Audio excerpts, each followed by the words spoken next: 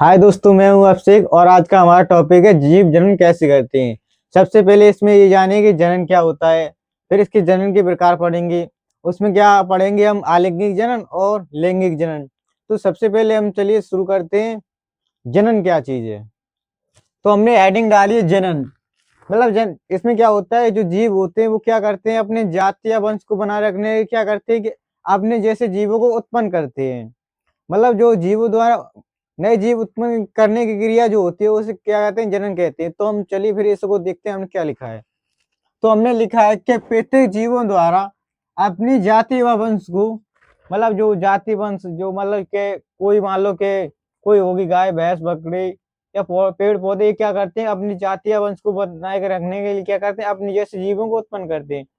अगर वो जीवों को उत्पन्न नहीं करेंगे तो क्या होगा कि वो जाति समाप्त हो जाएगी। और देखते हैं, नियंत्रण बनाए रखने के लिए अपने जैसे जीवों को उत्पन्न करने की क्रिया को, मतलब जो अपने जैसे जीव उत्पन्न करते हैं उस क्रिया को क्या कहते हैं, उस क्रिया को जनन कहते हैं। और ये मुख्य रूप से दो प्रकार का होता है।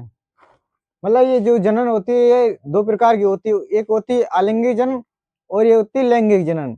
अब हम बात करते हैं जनन के प्रकार की, जिसमें हम सबसे पहले देखेंगे आलिंगिक जनन। आलिंगिक जनन क्या होता है। मतलब हमने यहाँ पे हेडिंग डाली आलिंगिक जनन।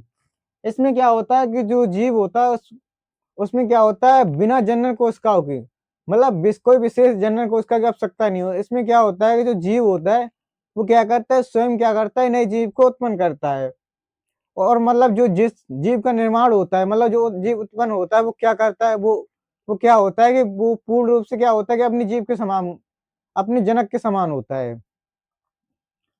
तो चलिए हम इसको देखते हैं, इसमें हमने क्या लिखा है।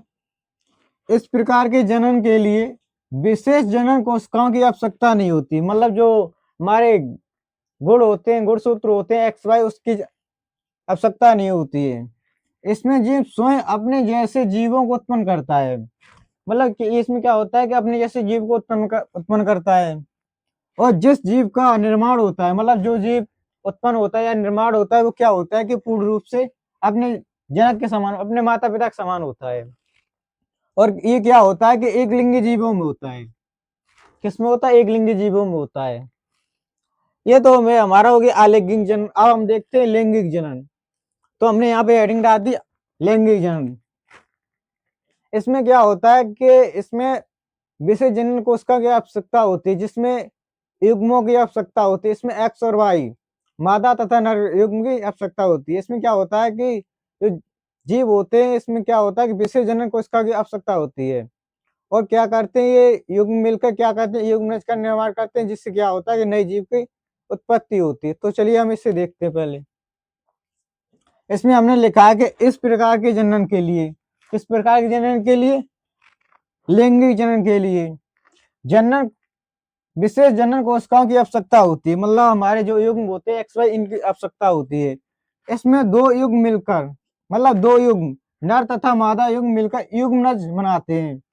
मतलब नर तथा मादा युग्म जो होते हैं ये क्या करते हैं कि युग्मनज बनाते हैं, जिससे नए जीव की उत्पत्ति होती है। मतलब जो युग्मनज बनता है उससे क्या होता है कि नई जीव की उत्पत्ति होती है।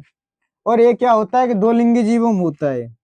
मतलब जो हमारा ये लैंगिक जनन होता है ये क्या होता है, दो लिंगी जीवों में होता है। ये तो हो गई हमारी जनन और आलिंगी जनन और लैंगिक जनन, ये होगी। आशा करता हूँ आप लोगों की ये वीडियो पसंद आई होगी। वीडियो पसंद आई हो तो हमारे चैनल को लाइक और सब्सक्राइब जरूर करें। मिलते हैं अब अगली वीडियो में।